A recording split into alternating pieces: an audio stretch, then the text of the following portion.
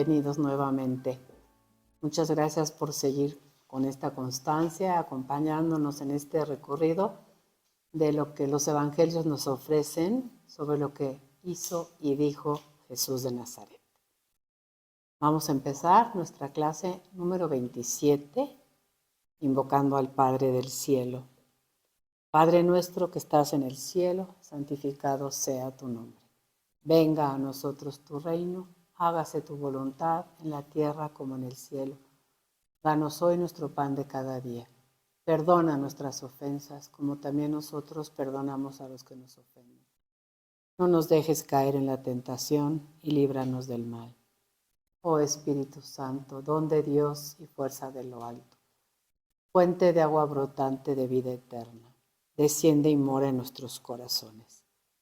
Haznos verdaderos adoradores del Padre. Condúcenos a la plenitud de la verdad y transfórmanos en testigos de Jesús para llevar su nombre hasta los confines de la tierra. Pues vamos a empezar un tema muy interesante y yo creo que es un tema que tenemos que comprender bien para no tener expectativas que no debemos de tener. Y es el tema de los milagros de Jesús. Pero como siempre les digo que los títulos que el Padre pone ya nos ayudan muchísimo.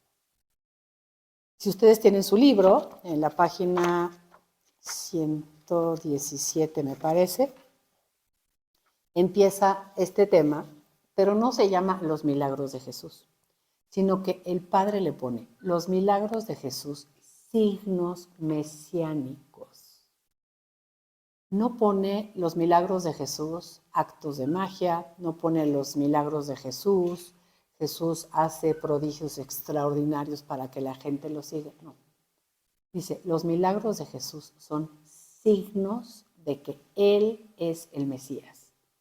Son signos de que el reino de Dios ha llegado porque el Mesías es el que iba a traernos el reinado de Dios. Entonces, me gustaría muchísimo que después de 2 clases que vamos a dedicar a los milagros, pudiéramos concluir nuestra clase diciendo, el milagro no es un acto de magia, el Señor no realiza milagros a capricho, sino por alguna razón.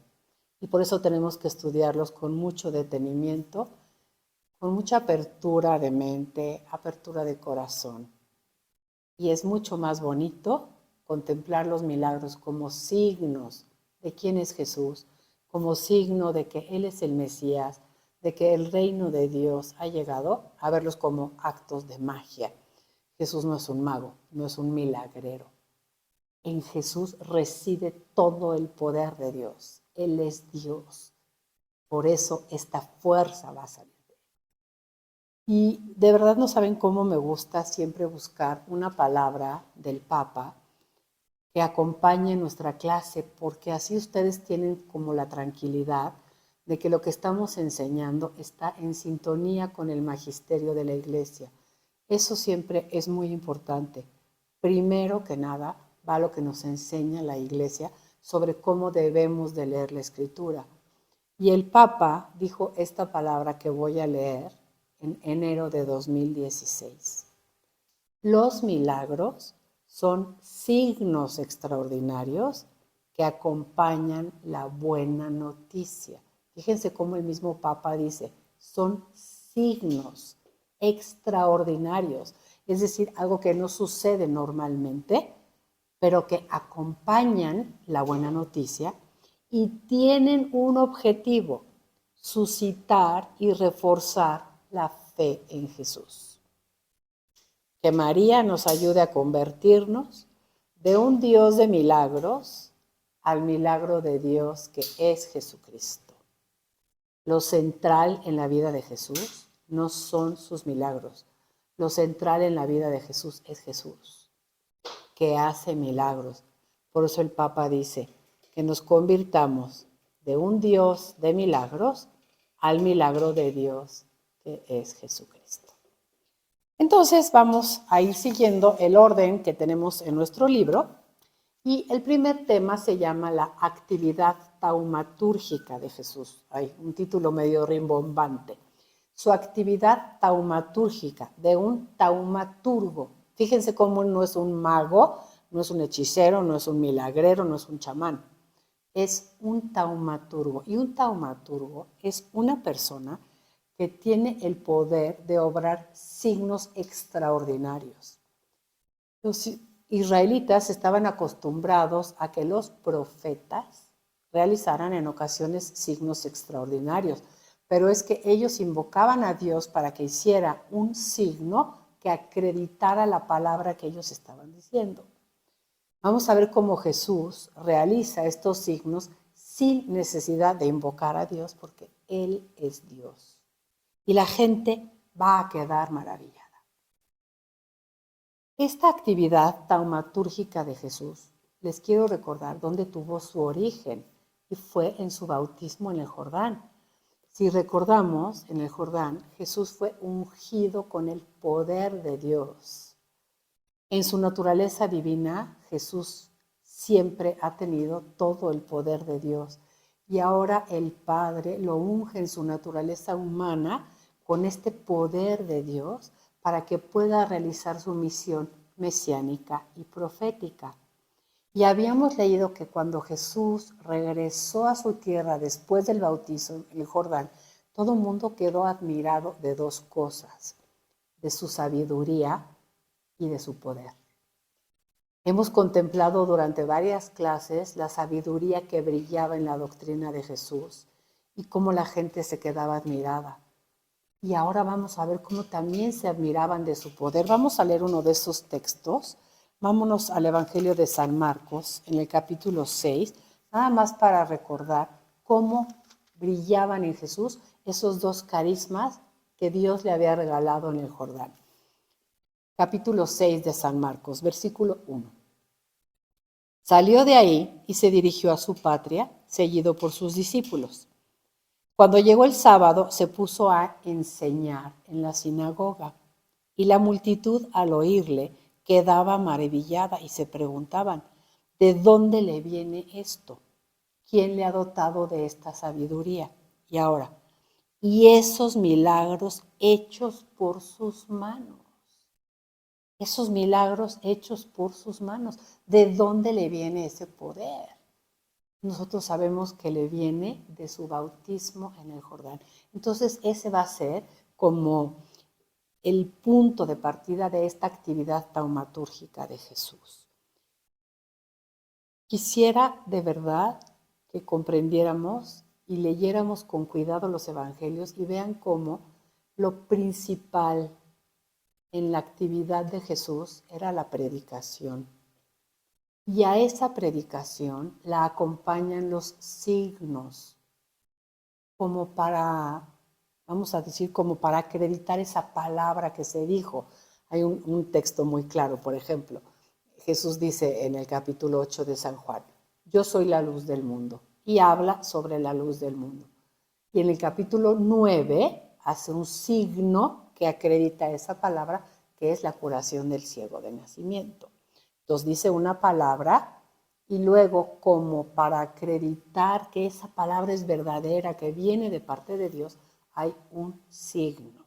Entonces vayan viendo cómo la finalidad del milagro no es: ay, mire cómo hizo un milagro y Él quiere que lo sigan para que les haga muchos milagros. No, Él va revelando a través de sus palabras y de sus obras quién es Él. Entonces, en el capítulo 6 dice, en el versículo 2, esos milagros hechos por sus manos. Estamos impresionados. ¿Quién es este hombre? Y lo principal en su vida es la enseñanza, y acompañada de milagros. Les voy a pedir que recorran conmigo el Evangelio de San Mateo para que vean cómo en la redacción misma del Evangelio está esta enseñanza. Primero Jesús enseña y después hace signos que acompañan su predicación. Vamos primero al capítulo 4 de San Mateo, versículo 23. Dice así: recorría Jesús toda Galilea, 1, enseñando en las sinagogas, 2, proclamando la buena nueva del reino, y 3, sanando las enfermedades y dolencias de la gente. Verbos: enseñar, proclamar, consecuencia de esa enseñanza y esa proclamación. la implantación del reino de Dios, sanaciones. Ahora vamos a Mateo 5:1. Mateo capítulo 5, versículo 1. No, voy a leer Mateo 5:1. Viendo la muchedumbre, subió Jesús al monte y se sentó. Y habíamos dicho que sentarse era el gesto propio del maestro. Y sus discípulos se le acercaron y entonces tomaba la palabra y les enseñaba. La gente que se reunió en el Sermón de la Montaña estaba ahí para escuchar esa palabra de Jesús. Luego en el capítulo 7, estamos recorriendo el Evangelio de Mateo, capítulo 7, versículo 29, dice que Jesús terminó sus discursos y la gente estaba admirada porque les enseñaba como quien tiene autoridad y no como los escribas. ¿De dónde venía Jesús esa autoridad? Ya lo hemos comentado. Él enseña lo que primero ha hecho y de ahí le viene su autoridad. Luego en el capítulo 9, en el versículo 35, volvemos a leer. Jesús recorría todos los pueblos y aldeas, enseñando en las sinagogas, proclamando la buena nueva del reino y sanando toda enfermedad y toda dolencia. Al ver tanta gente sintió compasión de ellos, porque estaban vejados y abatidos como ovejas que no tienen pastor. Entonces les dijo a los discípulos: la mies es mucha y los obreros pocos. Rogad pues al dueño de la mies que envíe obreros a su mies. La muchedumbre está como ovejas sin pastor. No tiene quien les enseñe, no tiene ni quien los guíe. Como les había comentado alguna vez, como dice el profeta Oseas, mi pueblo muere por falta de conocimiento. Capítulo 11, versículo 1. Cuando acabó Jesús de dar instrucciones a los 12, partió de ahí para enseñar y predicar. Estoy leyendo y haciendo énfasis en que Jesús enseñaba, era su actividad primordial. Y luego va a hacer estos signos que van a acompañar su predicación. Ahora, por ejemplo, Mateo 21, 23. Dice así. Mateo 21, 23. Llegó al templo y mientras enseñaba, se le acercan los sumos sacerdotes y le empiezan a decir cosas que los pone a prueba. ¿Ven? Todo el ministerio público de Jesús es, primero que nada, enseñar. Segundo, realizar. Es muy lógico. Primero te enseño lo que voy a hacer y después hago algo que compruebe que lo que te estoy diciendo es cierto. Entonces, bien importante, Jesús enseña un tema y el tema de Jesús es el reino de Dios. Pero el reino de Dios, como hemos platicado, es una realidad que no se ve. Entonces, para hablar de una realidad que no se ve, Jesús hace un signo que sí se ve. Es decir, por ejemplo, en el sacramento del bautismo, se nos lavan los pecados. ¿Cuál es el signo? El agua. Somos hechos reyes, sacerdotes y profetas con Jesús. ¿Cuál es el signo de esa realidad? Es una realidad, pero no se ve. Necesitamos un signo sensible, la unción con el óleo santo. Entonces los milagros van a ser lo mismo. A partir de un signo que se ve, nosotros vamos a contemplar una realidad que no se ve. Entonces, por ejemplo, en Lucas 4:31, si lo abren, Lucas 4:31 es la curación del endemoniado que baja a Cafarnaúm Jesús, que se pone a enseñar y que entonces el endemoniado se inquieta y Jesús hace un exorcismo. Bueno, entonces, ¿para qué hizo Jesús eso? Para hacer un milagro y que la gente dijera, ¡ay, wow! ¡Qué milagroso este Señor! A ver si a mí me hace un milagro. No. Para decir, el reino de Dios echa fuera el reinado de Satanás. Pero como eso es una palabra de una realidad que no se ve, Jesús hace un signo que es el exorcismo de este endemoniado de Cafarnaúm. Otro ejemplo, Juan 9:41, el texto que les comentaba. 9:1. Dice así, curación de un ciego de nacimiento. Voy a leer la introducción. Según caminaba, vio a un hombre ciego de nacimiento. Sus discípulos le preguntaron, Rabí, ¿quién pecó, él o sus padres, para que haya nacido ciego? Respondió Jesús, ni él pecó ni sus padres. es para que se manifiesten en él las obras de Dios. O sea, es un signo, voy a curar al ciego, como un signo de que las obras de Dios se están realizando en él. ¿Cómo les puedo comprobar que el ciego se ha convertido, que ahora está recibiendo el reino de Dios, que ha crecido en su conocimiento de Dios? A través de un signo sensible que nosotros acostumbramos llamarle milagros. Bueno, eso es la actividad taumatúrgica de Jesús a grandes rasgos. Los milagros de Jesús, narrados en forma particular en los evangelios, son 34. Muy chistoso, termina en 4. Si yo sumo 3 y 4, 7. Si multiplico 3 por 4, 12. O sea, es un número perfecto el que tenemos en los evangelios. Casos concretos de milagros son 34. En todos ellos, Jesús nunca obra por ostentación, jamás. A veces incluso lo vemos que se aparta de la multitud para obrar un milagro. Por ejemplo, le dicen, la hija de Jairo está malísima, se murió la hija de Jairo. Saca a toda la gente, se rodea de un pequeñito grupo y entonces la resurrección de la hija de Jairo. Jesús no lo hace por ostentación. Segundo, se notaba la autoridad que tenía porque hablaba una cosa o hacía un gesto y sucedía el milagro, ¿no? Entonces, la gente empieza a ver, no, estos milagros de Jesús son signo de que Dios está con él. ¿De acuerdo? Estos 34 milagros vamos a poderlos clasificar, según tienen en su libro, en milagros de única tradición evangélica, es decir, que nada más aparecen en un evangelio, de doble tradición evangélica, en 2 evangelios, de triple tradición evangélica, etc. Bueno, milagros de única tradición evangélica, por ejemplo, Mateo es el único que nos cuenta la curación de 2 ciegos. Lucas es el único que nos cuenta la resurrección del hijito de la viuda de Naín, que se había muerto.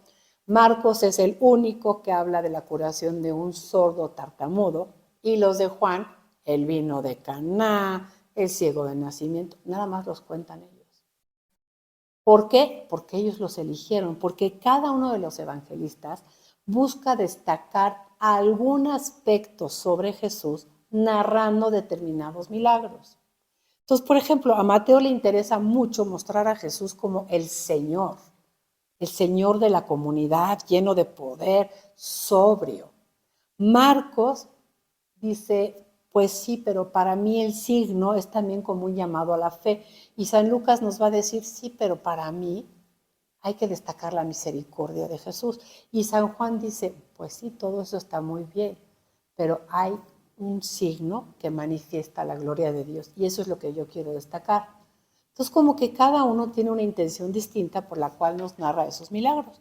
Entonces, tenemos ciertos milagros que son de única tradición evangélica. Hay otros milagros que son de doble tradición evangélica. Podemos hacer toda la combinación que ustedes quieran.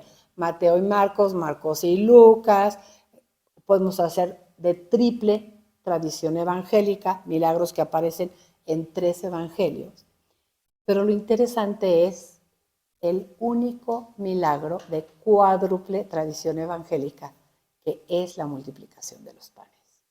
El único milagro que es narrado en forma concreta por los 4 evangelios es la multiplicación de los panes.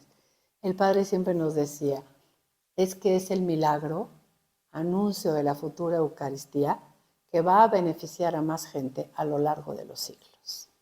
Una bonita interpretación. Ahora, en estos 34 milagros vemos diferentes casos.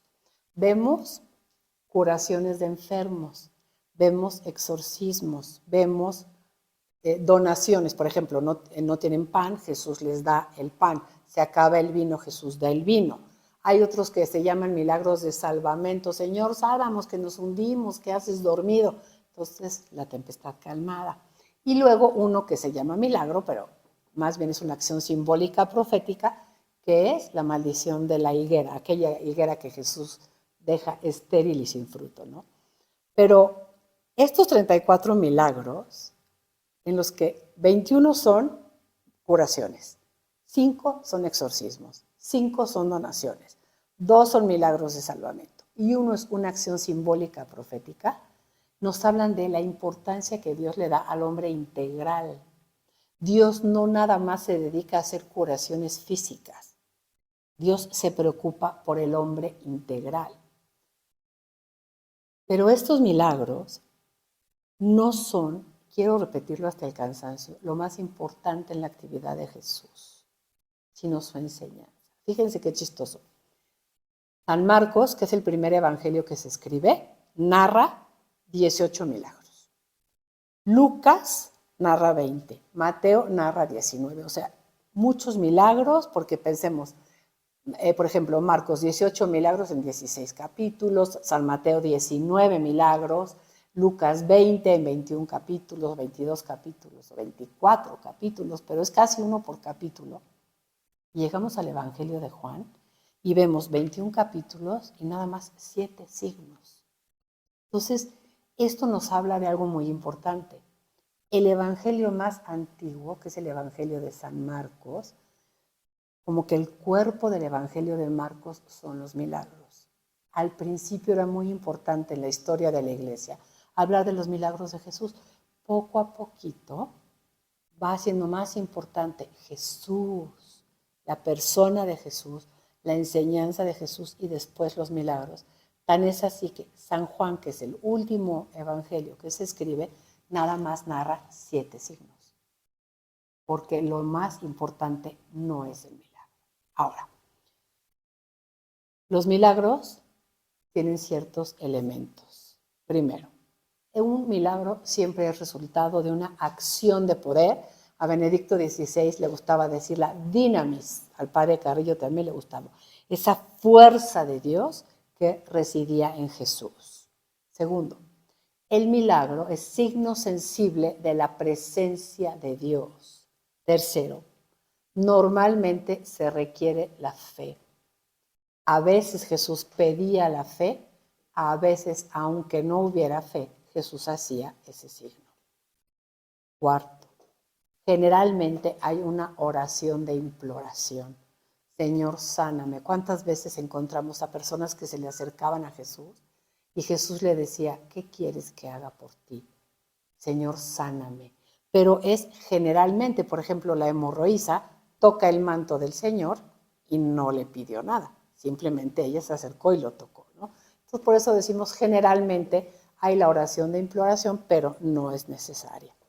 Y luego, esto es bien importante, la sanación no se da como imponiendo un elemento desde fuera. Voy a decir una cosa ridícula, pero supongamos que yo tengo 5 dedos y le digo, Señor, yo quiero que me salga un sexto. Pues no, Dios no va a hacer ese milagro porque como que no va a ir contra mi propia naturaleza.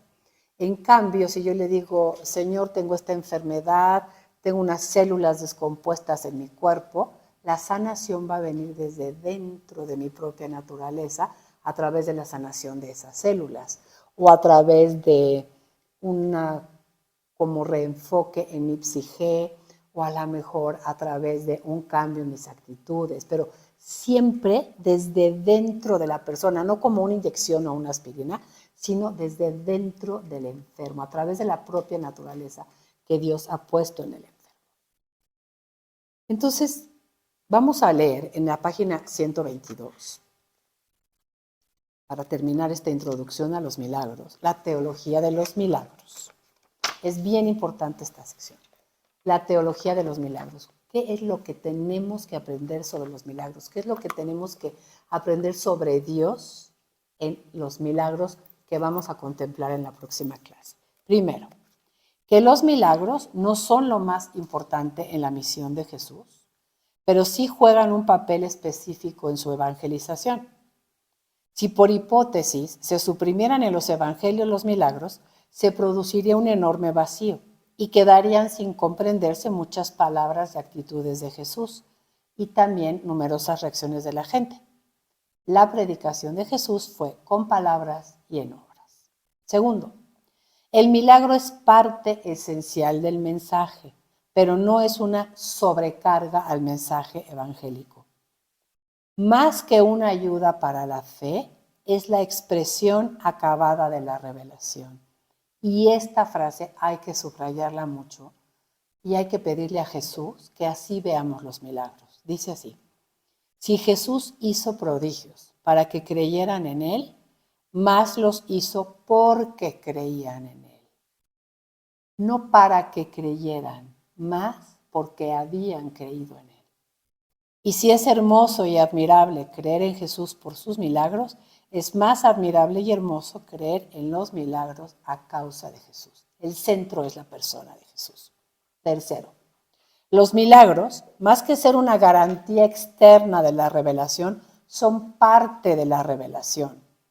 No son únicamente acciones que demuestran el extraordinario dominio de Jesús sobre la naturaleza, sino que son signos reveladores de ciertos aspectos de su persona. Yo soy la luz del mundo, curo al cieguito de nacimiento. Yo soy la resurrección y la vida, la resurrección de Lázaro. Signos que me revelan ciertos aspectos de su persona. Cuarto, siendo así, además de ser hechos portentosos y fuerzas que manifiestan en Jesús un poder sobrenatural y una virtud divina que Él posee como propia, los milagros son acciones, signos que proyectan un mensaje específico y propio. Ahora que analicemos en la próxima clase algunos milagros en particular, vamos a hablar de qué es un signo y vamos a explicarlo utilizando una metáfora muy bonita, ya lo verán. Número 5. Jesús jamás realiza un milagro por ostentación, sino por un fin superior.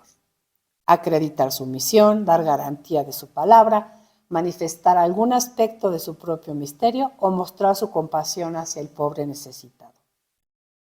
6. En una forma global, salvo excepciones, se puede mencionar una triple finalidad de los milagros. Primero, como manifestación en Jesús de la compasión y la misericordia de Dios.